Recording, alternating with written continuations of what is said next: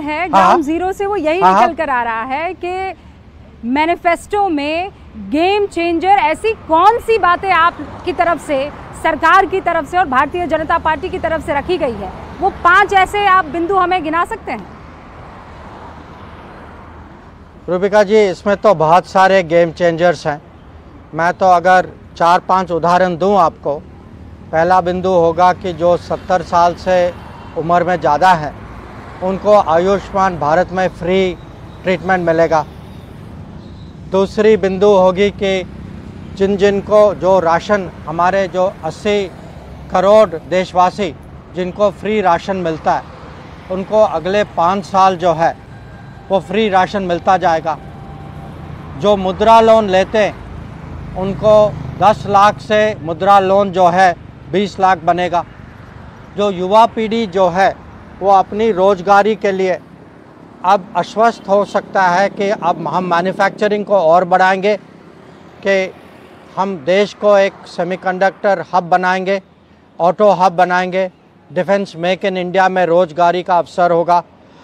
और जो हमारे अन्नदाता जो हैं उनको वो जानेंगे कि अगर मिलेट श्री अन्न का जो उत्पादन हो, या दाल का, या एडिबल ऑयल तेल का, और जो हमारे सब पूरी जनता को एक, और हमारी जो इंफ्रास्ट्रक्चर जिस गति से, गति शक्ति में जिस गति से आगे बढ़ रही है, और आप जानते हैं आज हर रोज़ हमारे यहाँ 14 किलोमीटर रेल लाइन बन रहे हैं, 28 किलोमीटर रोड बन रहे हैं, हाईवे बन रहे हैं, ये बढ़ता जाएगा। और नई बुलेट ट्रेन आएंगी, 4 आएंगी बुलेट ट्रेन, वंदे भारत बढ़ता जाएगा।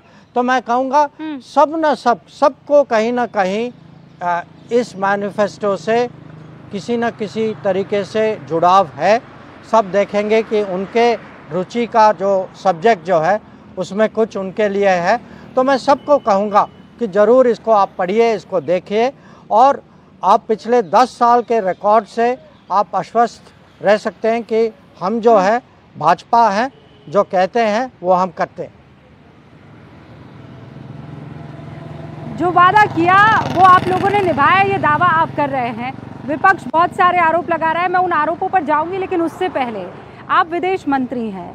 प्रधानमंत्री नरेंद्र मोदी की खास तौर पर इसे लेकर वो हर मंच से कहते हैं कि विदेशों में भारत की साख बढ़ी है।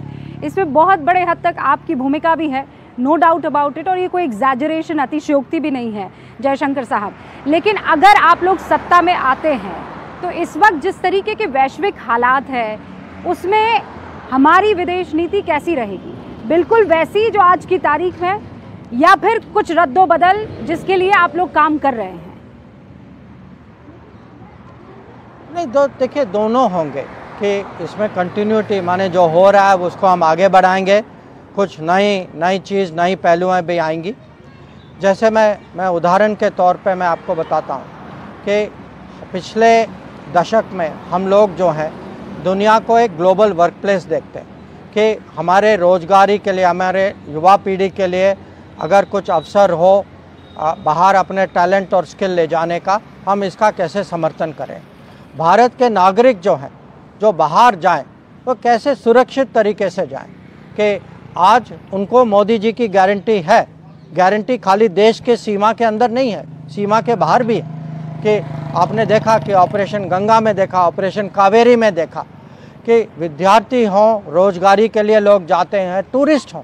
आप कल चले जाएं बाहर, आप पूरे जाएंगे, यकीन करते कि भारत सरकार आपके पीछे है, कुछ भी हो जाए ये लोग हमें आके देश ले जाएंगे, देश को बचाएंगे।